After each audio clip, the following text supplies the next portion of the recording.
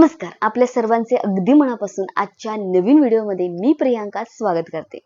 कसे आहात तुम्ही सगळेजण? आशा करते की तुम्ही सर्वजण आनंदित असाल आणि निरोगी असाल आणि तुमच्या आयुष्यात सर्व काही चांगलं चाललेलं असेल. तसेच आपल्या चॅनलवरील व्हिडिओ तुम्हाला नक्कीच आवडत असतील अशीही मला खात्री आहे. मित्रांनो, आज मी तुम्हाला आजच्या या व्हिडिओमध्ये आपण चर्चा करणार आहोत तुळ राशीबद्दल. हो, आणि विशेषतः म्हणजे बघा, 11 मार्च पासून म्हणजेच आजपासून 1 जून पर्यंतचा काळ तुळ राशीसाठी कसा असेल याबद्दल सविस्तर माहिती इथे जाणून घेणार आहोत. तर हा कालावधी आहे जो आपण विशेष का मानतो.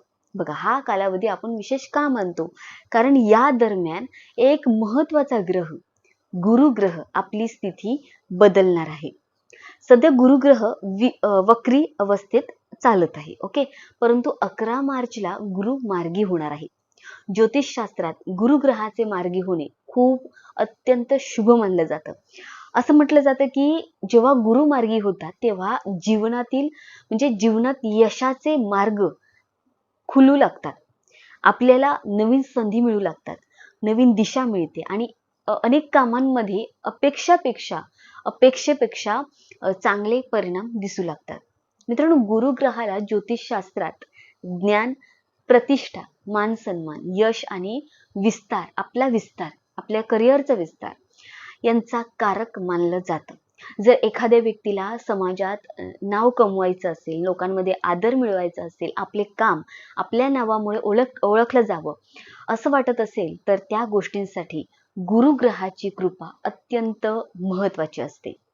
म्हणूनच जेव्हा गुरुग्रह मार्गी होतात आणि चांगल्या भावात असतात तेव्हा मित्रांनो, त्या राशीच्या लोकांसाठी जीवनात अनेक सकारात्मक बदल घडू लागतात. अत्यंत महत्वाचा व्हिडिओ आहे, शेवटपर्यंत पहा, कारण यामध्ये तुम्हाला नेमकं जून पर्यंत काय तुमच्यासोबत घडू शकतं ते तुम्हाला समजणार आहे. आता पाहूया की तुळ राशीसाठी गुरुग्रह कोणत्या भावात मार्गी होत आहेत. 11 मार्च पासून गुरुग्रह 9व्या भावात म्हणजेच भाग्याच्या घरात मार्गी होत आहेत आणि ते 1 जून पर्यंत या स्थितीत राहतील. ज्योतिषशास्त्रात 9वा भाव अत्यंत शुभ मानला जातो. याला भाग्याचा भाव, धर्माचा भाव म्हणजेच धार्मिक कार्य, तसेच भाग्यवृद्धीचा भाव असं म्हटलं जातं. जेव्हा गुरु सारखा शुभ ग्रह 9व्या भावात बसतो आणि त्यातही मार्गी होतो तेव्हा व्यक्तीच्या आयुष्यात त्याला भाग्याची साथ वाढू लागते. म्हणजेच काय, तर तुम्ही ज्या क्षेत्रात काम करत आहात त्या क्षेत्रात तुम्हाला अचानक चांगल्या संधी मिळू शकतात. काही वेळा आपण खूप मेहनत करतो पण परिणाम मात्र मिळत नाही, आपण खूप नाराज होतो. परंतु या काळात असं दिसलं आहे की थोड्या मेहनतीतही चांगले परिणाम तुम्हाला मिळू लागतील, कारण तुमचं भाग्य तुमच्या पाठीशी उभे राहील. हो, हे खूप सत्य आहे. 100% ही गोष्ट खरी आहे. तुम्हाला भाग्याची साथ 1 जून पर्यंत मिळणार आहे. जर तुम्ही नवीन व्यवसाय सुरू करण्याचा विचार करत असाल किंवा एखादा नवीन प्रोजेक्ट सुरू करण्याचा विचार करत असाल, तर तुम्ही 11 मार्च ते 1 जून हा काळ त्यासाठी खूप अनुकूल ठरू शकतो. या काळात सुरू केलेलं काम पुढे जाऊन चांगले यश देऊ शकते. आता बघा, गुरुग्रह 9व्या भावात बसल्यामुळे धनवृद्धीचे योग देखील तयार होत आहे. आर्थिक परिस्थिती सुधारण्याची शक्यता इथे दिसत आहे आणि काही लोकांना नवीन कमाईचे मार्ग मिळू शकतात. तर या सगळ्या गोष्टी इथे तुम्हाला मिळू शकतात. आता आपण पाहूया गुरुग्रहाच्या दृष्ट्या, त्याची दृष्टी कुठे पडते, कोणकोणत्या भावांवर पडत आहेत. 9व्या भावातून गुरुची दृष्टी पडते 1ल्या भावावर, 3ऱ्या भावावर आणि 5व्या भावावर. ओके, आता या भावाचं महत्व काय ते आपण समजून घेऊया. 1ल्या भावाबद्दल आपण बोलूया.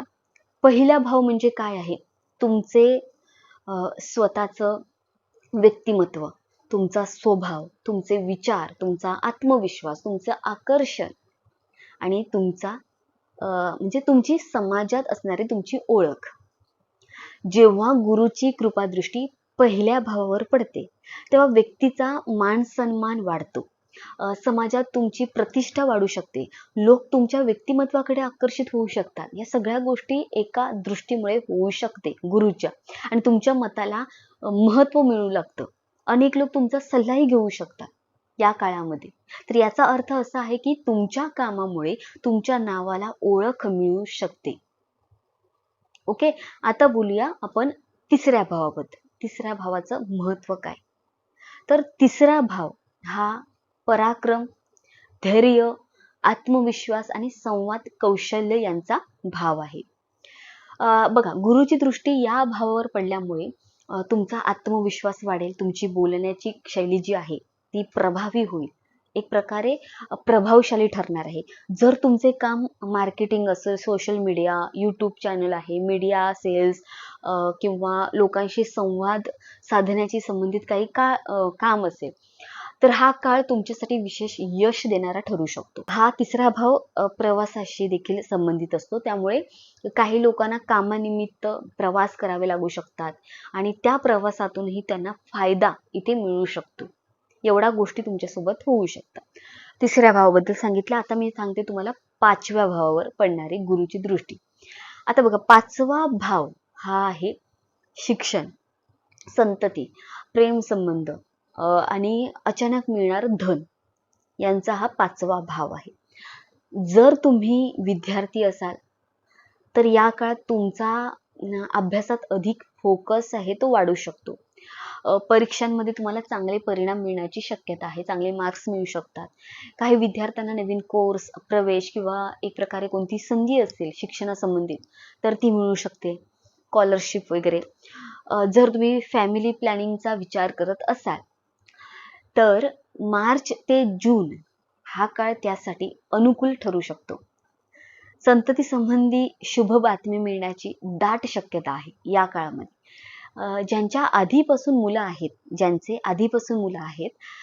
त्यांच्या मुलांबद्दलच्या ज्या काही चिंता आहेत ते कमी होऊ शकतात. मुलांच्या यशामुळे तुम्हाला एक प्रकारे अभिमान वाटू शकतो. आता पाचवा भाव हा एक प्रकारे क्रिएटिव्ह क्षेत्राचा भाव देखील आहे.